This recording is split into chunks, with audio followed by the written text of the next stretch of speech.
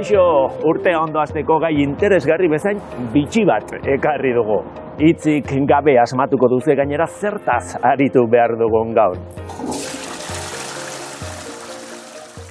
Bai, gaur hasteko komunean gertatzen diren kontuekin gatoz.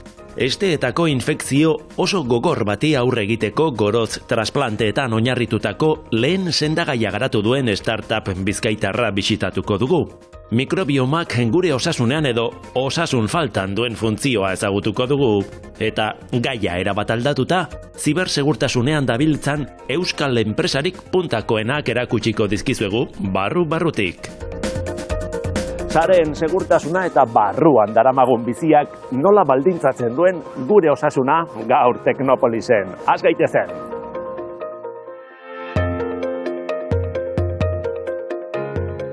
Giza gorputza gizakiaren egitura fisikoa eta materiala da. Besteak beste zurrek osatzen dute, baina baita aparatu eta sistemek ere, eta horiek aldi berean organoz osatuta daude. Biologia zientzietako hainbat adarrek aztertzen dute, eta aurkikuntza handiak egin diren arren, oraindik sekretuak gordetzen ditu. Azken aldian jakin dugu mikrobiomak giza larruazalean, ahoan edo digestio sisteman ditugun milioika mikroorganismoek funtsezko zeregina betetzen dutela gure osasunean.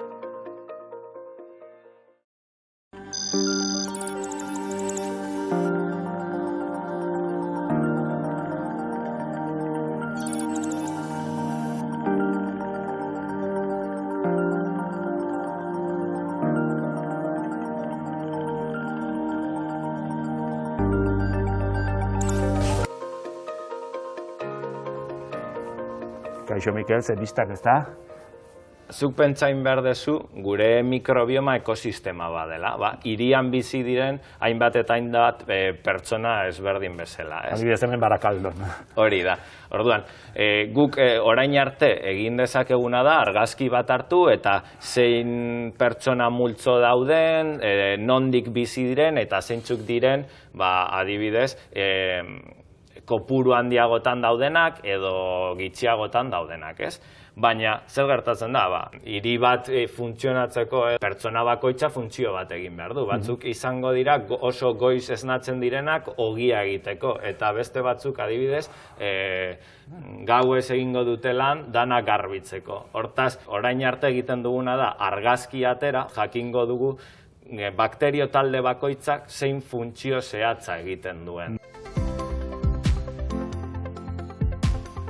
Mikrobiomik enpresa biofarmazeutikoa, esteetako mikrobiotaren funtzionamendu txarrarekin lotutako gaixotasun bat sendatzeko botika baten bila dabil. Definizioz, mikrobiota, ingurune jakin batean dauden mikroorganismoen multzoa da. Bizkaiko biofarmazeutika honek, sendagaia bilatzeko aleginean oso lehengai berezia darabil. Abrimos? Irekiko dugu.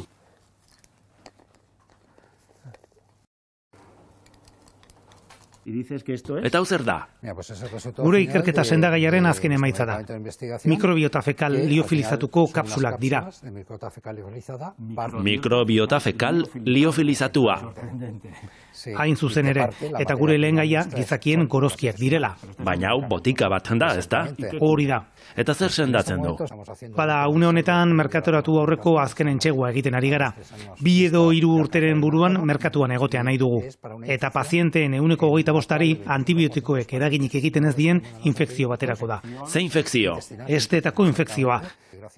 Kapsula bidezko mikrobiota fekalaren transferentziaren bidez, 90% inguruko eraginkortasun tasa lortu dugu. Non gaude? Bada, hau da biltegi zentralizatu kontrolatua. Ona datoz emaileak, ez da? Leku honetan jasotzen ditugu emaileak eta hemen komunean hasten da prozesua. Comienza en el VC. Lehen gai horretatik abiatuta, biofarmazeutikak bere printzipio aktiboa lortu nahi du. Gorozkitik isolatutako mikrobiota. Baina prozesu hori ezagutu baino lehen eta ark nola funtziona dezakeen jakin baino lehen, esteetako mikrobiota aztertuko dugu. guk landutako estetako mikrobioman bakteroidalak eta firmikuteak dira gehien bat agertzen diren mikroorganismoak. Baina baita ere esan duzunez, onddoak, virusak... Baita, baina bakterioen kasua da gehien landuta dagoen arloa. Zergatik daude hor? Ez lukete hor egon behar, txarrak dira. Ez.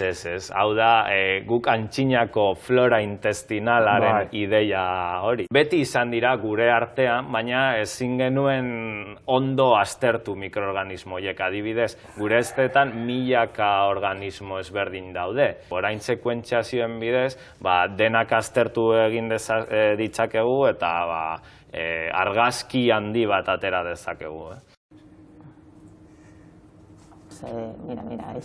Begira, mugitzen ari dira. Mikroorganismo hauek merkaturatzeko zorian zaudete. Mugitu egiten dira. Hori da mikroorganismoak daudela. Nortzuk dira mugitzen diren hauek? Funtsean, mikroskopioan mikroorganismo mota guztiak ikus ditzakegu. Onddoak, legamiak, bakterioak...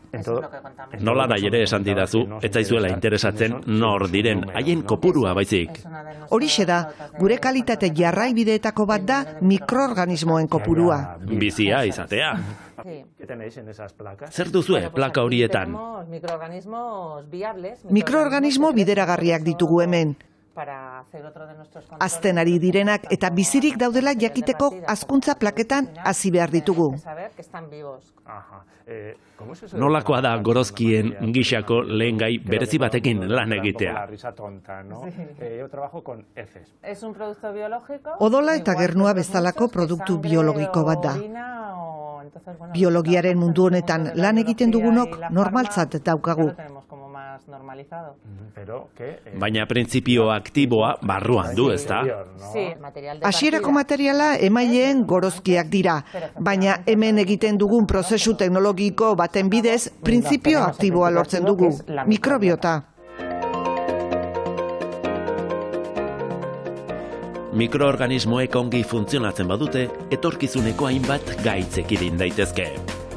Izan ere, zenbait ikerketaren arabera, mikrobiotak eragina izan dezake diabetean edo obesitatean, eta baita gaixotasun neurodegeneratibo batzuetan ere.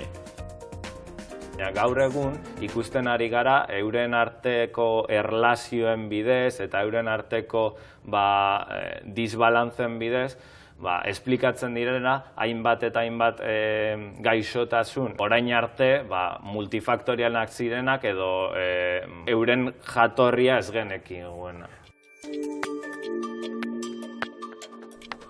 Horren adibide da Clostridium difficile bakterioak mikrobiotarekin duen erlazioa. Bakterio horrek beherakoa eta esteetako gaitz larriagoak, kolitisa adibidez eragiten ditu, eta hilgarria izan daiteke. Gaitz horri aurre egiteko, Mikrobiomik enpresa mikrobiota fekalaren transplantean oinarritutako botika biologiko baten bila dabil.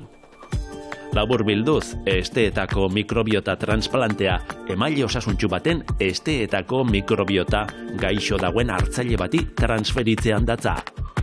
Horrela esteetako mikrobiotaren oreka berrezartzeko asmoz. Prozesu hori guztia, gela zuria deiturikoan egiten dute. Zorrotz kontrolatutako ingurune parametroak dituen eta sarbide mugatua duen gela esterilizatu batean. El primer paso de la inspección de la donación. Donazioaren ikuskapenaren lehen urratsa pixatzea da. Emaitzaren pisua erregistratzen da eta gutxieneko pisurik ez badu baztertu egin behar da. Bigarren urratsa aurrez aurreko ikuskapena da. Hirugarren urratsa da kutsatzailerik ez izatea, hala nola odola, gernua edo beste batzuk. Esto es una centrífuga donde que usamos. Hau gorozkiak prozesatzeko erabiltzen dugun zentrifugoa da. Funtsean, mikrobiota fisikoki bereizki egiten du gorozkietatik. De la matriz compleja de heces. Cuando hemos aislado la microbiota, la llevamos a... Mikrobiota bereizi dugunean, 0,80 gradutik beherako izozkailuetan gordetzen dugu. Izozkailu honetan mikrobiota kuarentenan gordetzen da denbora batez. Emaileak bigarren probaldia egin arte. ronda de screenings. Hemos dicho que la materia... Lehen gaiak gorozkiak direla esan dugu, baina emaile osasuntxu baten gorozkiak izan behar dute, ezta? Hori da, oso ezaguna da odol emailea edo hezur muñekoa. Gorozki emailea ordea oso ez ezaguna da, baina ekarpen handia egiten du sendagai hauen paradigma aldatzeko. Nola egiten dugun? Lehenik eta behin galdeketa bat egiten da. Familia aurrekariei eta patologia pertsonalei buruzko oinarrizko galdera batzuk. Ondoren elkarrizketa pertsonal bat egiten diogu eta ondoren odol eta gorozki analisiak. Eta orain noski, COVID-a ere bai. Y ahora COVID, por supuesto. Bueno, esta es la sala de liofilización. Liofilizazio gela da hau. Hemen, kuarentenatik atera berri den mikrobiota izoztuaren prozesuak aurrera darrai. Ekipo honetan liofilizatu egingo da. Funtsean, mikrobiota lehortzean datza. Mikrobiota liofilizatu ondoren, egokitzapen gelara eraman behar da. Han egingo dira azken urratsak, kapsulatzea eta ontziratzea. El trasplante fecal... Gorotz trasplantea mundu irekia eta itxaropentsua da. Hainbat gaixotasun tratatzeko bide berriak irekitzen ari zarete, ezta? Guk uste dugu esteetako mikrobiota produktuetan oinarritutako tratamenduek oinarri terapeutiko garrantzitsua izan dezaketela. Eta une honetan sendabiderik ez duten gaixotasun batzuk sendatzeko aukera emango dutela. Adibidez, zer gaixotasun izan litezke mikrobioma trasplantekin sendatzeko modukoak? Trasplantes de microbioma. Parkinsonarekin entseguak egiten ari dira, elarekin. Hau da, patologia askotan ikertzen ari dira. Ez esteetakoetan bakarrik. Jakina, ez dugu esango gaixotasun horiek sendatuko ditugunik. Ez dugu itxaropen faltsurik emango. Hori da, baina sendagai mota horrekin bizikalitatea hobetzen lagundu nahi da. Paziente askok asaldura gastrointestinalak baitituzte. Ikertu egin behar da. Oraindik asko dago mikrobiomatiketaren funtzionamendutik ikasteko. Baina zientzialariek argi dute zein norabidetan joan behar duten. Hemen interesgarriana izango zena zen, aldaketa txikien bidez, guk beharko dugun modifikazioak egitea. Ez guztiz aldatzea, beste baten mikrobiona ezartzea, baizik eta gureak konpondu.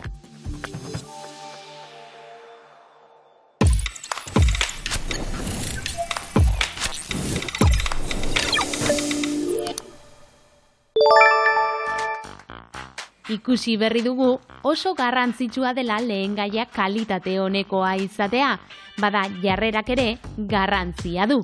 Sarean, aholku eta ikerketa zientifikoak aurkitu ditugu emaitza hobeak lortzeko hartu behar dugun posizio egokia erakusten digutenak. Begira, zutik gaudenean gure ondoestearen angelua 80 gradukoa da. Komunean esertzen garenean aldiz, 100 graduraino irekitzen da, eta kukubilko jartzen bagara, are gehiago irekitzen da. Horrela, ez da indar gehiegi egin behar, eta hemorroideak prebenitzen dira. Pentsatuko duzu, ez dela jarrera egokiena, ez da higienikoena ere, ez da? Bada, ona hemen konponbidea. Jarrera perfektu hori lortzen laguntzen dizun, aholki berezia.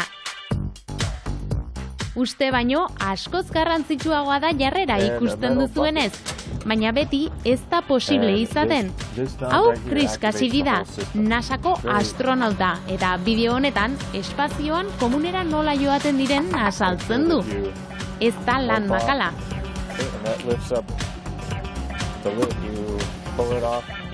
Instagrameko kontu honek, oraindik, ez du espazioko komun baten argazkirik, baina komunontzien galeria zabal bat jaso du. Badira komunei argazkiak ateratzen dizkietenak, eta badira gorozkiak aztertzen dituztenak. Begira antzinako kakalardo hau, dinosauro arbaso baten gorozki fosilizatu batean, koprolito batean alegia, aurkitu duten espezie berri bat da. 230 milioi urte inguru ditu, eta gorozki fosilizatu batean aurkitutako lehen intsektua da. Komunetara itzuliz, adi albiste honi. Erresuma Batuan egindako ikerketa batek erakutsi du 6 mugikorretatik bat ekoliz kutsatuta dagoela. Alegia, jatorri fekaleko bakterio batez. Komunera mugikorrarekin joaten den horietako bat zarazu, eta irtetean eskuak garbitzen dituzu. Hori bai dela, segurtasun zibernetiko handiko gaia.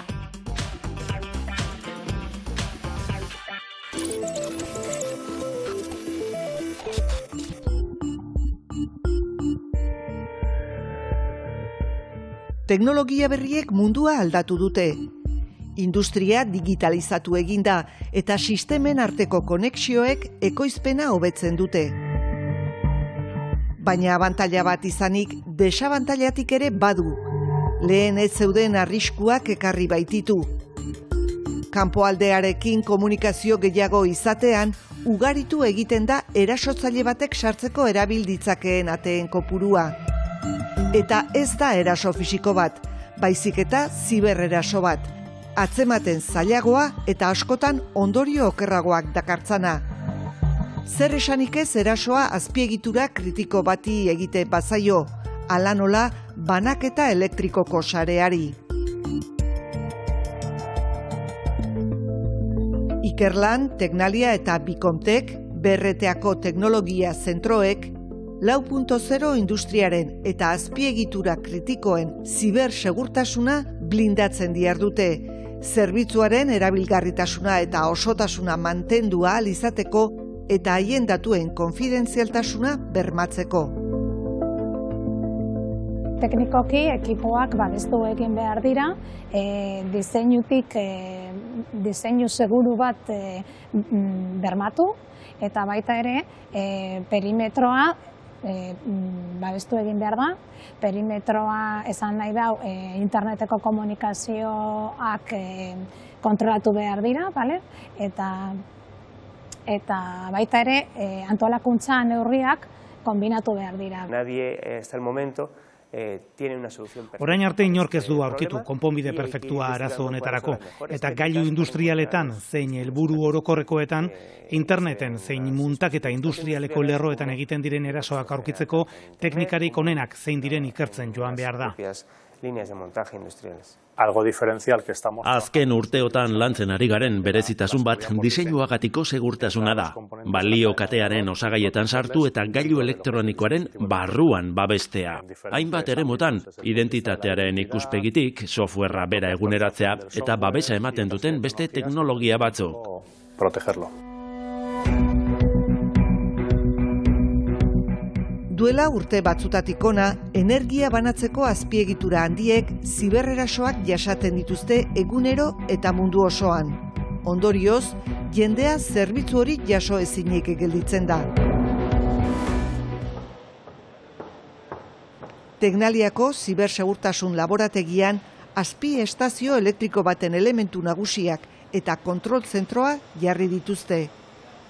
Zibereraso mota desberdinak simulatzen dituzte eta zibersegurtasun saiakuntzak egiten dituzte. Proba horietan sare elektriko adimendunetako ekipoek zibersegurtasun baldintzak betetzen dituztela egiaztatzea bilatzen dute. Metodologia eta teknika ezberdinak erabiltzen dugu aztertzeko zeintzuk diren ekipoen ahultasunak eta zelan ahultasun horiek zelan babesteko. Neurriak jartzen dugu eta teknologiak adibidez, sarea monitorizatzen dugu eta alertak detektatzen dira ahalik eta arinen eta baita ere babes neurriak hartzen dira ekipoak berreskuratzeko eta arazoa ez zabaltzeko. Tecnaliaren proiektu nagusietako bat SDN izeneko komunikazio teknologia erabiltzen duten sare elektrikoen zibersegurtasuna da. Hor sarearen kudeaketa guztia softwarean oinarrituta dago. Softwareak kontrol panel bakar batetik programatu eta kontrolatzen du sare osoa, gailuz gailu egin ordez. Estamos muy centrados en dos cuestiones. Bi gai ditugu ardatz, batetik honeypot deritzenak garatzea. Ekipoak simulatzen dituzte, benetako ekipoak dirudite, baina hain zuzen hor jartzen dira erasotzailea engainatzen saiatzeko eta ari buruzko informazioa lortzeko. Bestetik lanean ari gara baita ere, konfigurazioko edo fitxategietako aldaketak antzematen. Adibidez, sarea kudeatzen duten gailuetan daudenak. Que gestionan la red. Hala ere, azpiegitura elektriko handien aurkako zibererasoak gero eta ugariagoak dira. Eta beraz, beharrezkoa da haietatik suspertzeko gaitasuna indartzea. Larrialdietan, sarearen zati kritiko bat bakartzea, uharte bat balitz bezala, irtenbide bat izan liteke.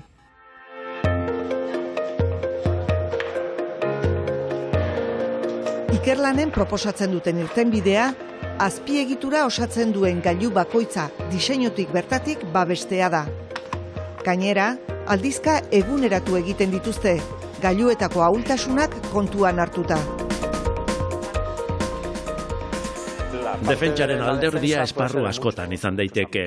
Normalean konfiantza oinarri bat izan behar da. Hori egiteko elementu kriptografikoak sartzen dira hardwarean bertan. Memoria seguruak ere sartzen dira kanpotik inork gailuko gako kriptografikoak irakurrez ditzan. Gainera, identitatea ziurtagirien bidez kudeatzen da.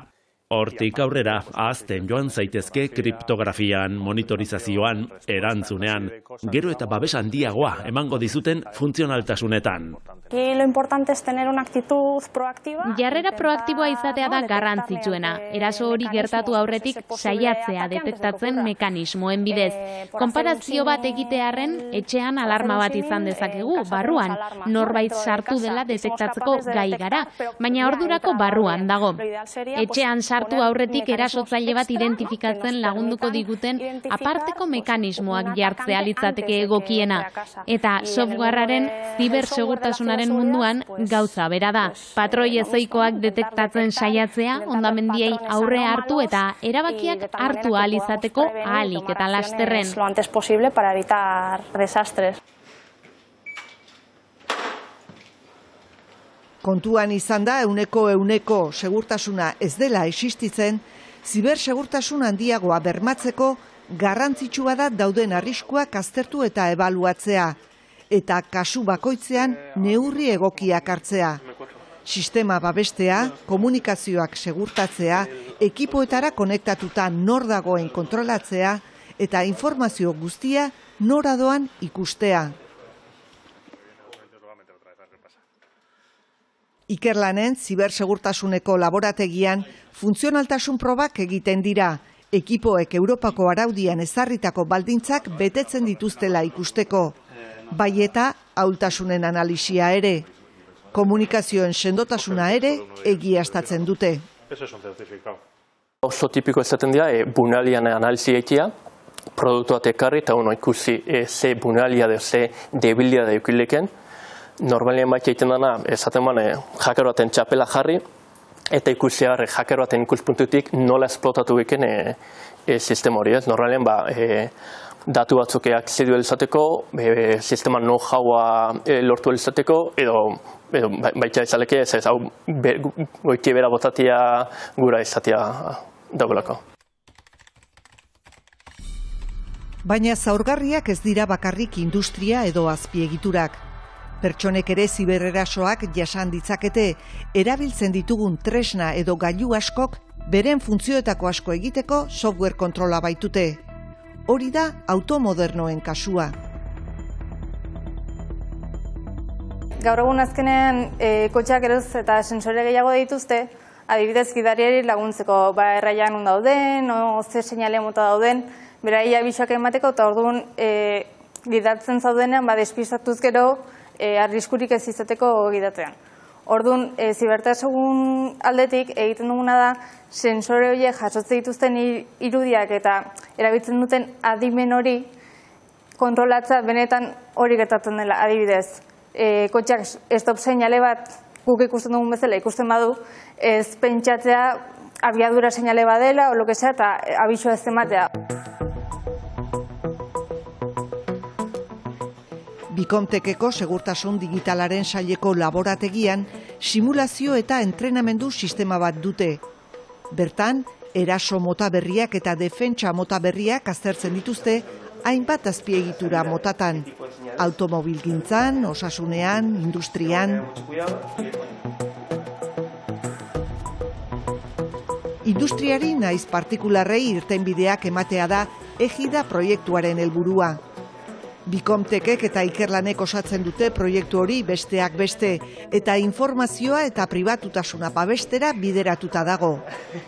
Pribatutasuna kudeatzeko baliteke gako sistema nahikoa ez izatea, eta proiektua harago doa.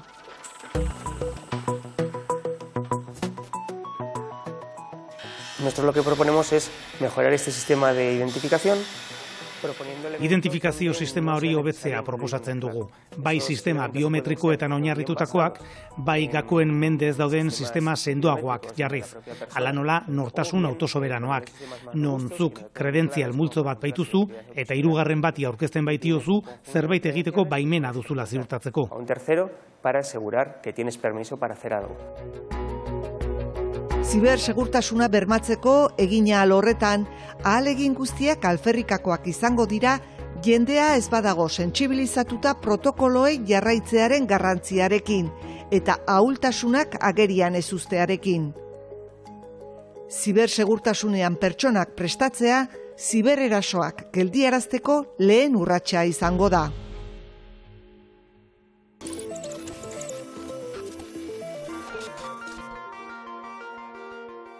Urte bete dugu aurretik zientzia eta teknologia edukiak zuen ganatzeko, baina zehatzak izateko urte lurtarra ari garela esan beharko genuke. Urte lurtarra, lurrak eguzkiaren inguruan bira oso bat emateko behar duen denbora da, baina eguzki sistemako planeta bakoitzak bere orbita periodoa du, denbora gehiago edo gutxiago behar du itzuli hori osatzeko. Hortaz, urte guztiak ez dira berdinak. Merkurioko urteak 87 egun lurtar ditu. Martekoak 696, Jupiterrenak gure 12 urte, Uranok 94 eta Neptunok du urterik luzeena. 165 urtetik behin esaten dutean urte berrion. Ezin hobea, ospakizunak gustuko ez dituztenentzat. Datorren asterarte, agur!